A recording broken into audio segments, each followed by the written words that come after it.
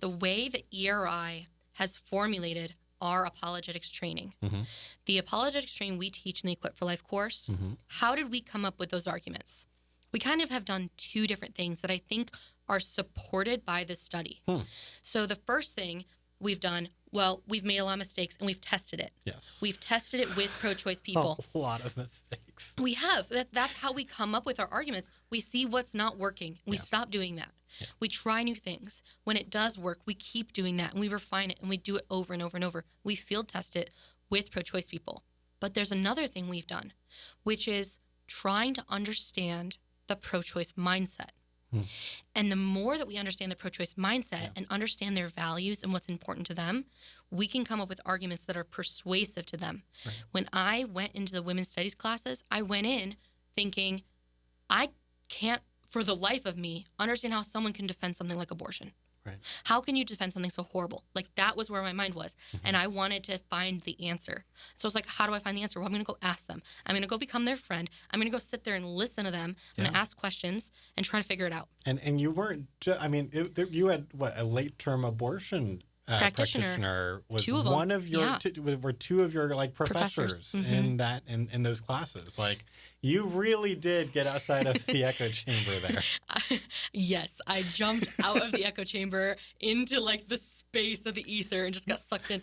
But it was a wild ride. But I will say, like, to some degree, everyone on staff has done something like that. We actively work to combat the echo chamber. Yeah. We work to understand the other person's perspective, because the more we understand them and we can speak their language and speak their culture, then the more we can speak things that they're going to understand. Yeah. And I just think that when you don't have apologetics that are considering where they're coming from, you're not going to be as persuasive. Yeah. And that's why I think a lot of our arguments are very effective, is because we are trying to find things that they already resonate with and work from there. The equal rights argument, it starts from equality and it works towards personhood, because equality is so important right now. It's an important value for them. It's one of the most important values for young people. Yeah, equal rights. We talk about the equal right to life. Now, we could just talk about, well, what is a person? What's your definition of a person? Right. But that's not as appealing as asking, are you, like, for equality for all people? Right. And you believe all people have, like, an equal right to life? And they're going to say yes. Okay, well, who is in that community? Who's that person? Right. And going from there, we talk about, like, it's the icing on the cake. It's making it more appealing. And so I think that oftentimes as pro-life advocates, we forget that we speak different languages. We forget that we speak different cultures. Yeah. And also we misunderstand how much we have in common. Like, that's one of the things I discovered in the women's studies program. People that are pro-choice, they believe in human dignity. They believe it's wrong to kill people. We don't have to argue about that. Right. They might even believe that life is sacred. They might not put it in those words, but they believe there's something special about you and I. Right. And there's something really horrible that happens when human life ends. Right. And so, like, we don't have to try to convince them of that. We have to try to make an argument about why this unborn life is included in that thing that they already believe. And there's, like, a more subtle takeaway even from that I think matters. So I was, like, say something about this before you move on, is like, this affects, or it should affect, the way that we talk, because if we don't go in, here's what we don't want to do. We don't want to go in with the assumption that they don't care about human life because they're atheists and they're pro-choice, which I know for, like, a lot of pro-life people, like, so they're like pro-murder, like that kind of thing, right? And so then, like, you act like surprised if they say something like, well, I wouldn't want a toddler to get killed. And it's like, but you said the abortion, like, that kind of thing. It's like, no, go in with the assumption that this is not a terrible person who is different than you in every single way. There is all this common ground. There are even some common values.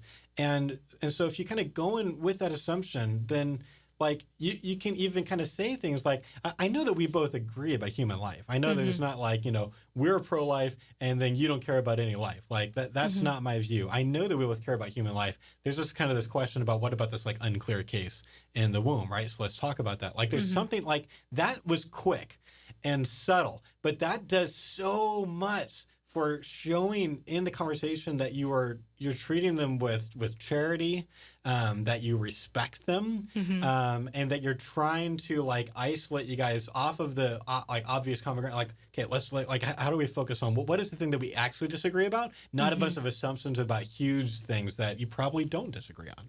And a lot of the time, if we can find those commonalities, like we agree about these problems, we disagree about the solution. Yes. I see abortion as a violent solution that is not solving the problem in a ethical way. Right.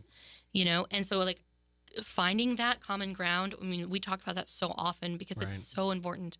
And I have seen people arguing back and forth about something that I'm like, if you just pause, you guys actually agree about this. Like you're arguing about something and you actually agree about it. Like, what are you doing?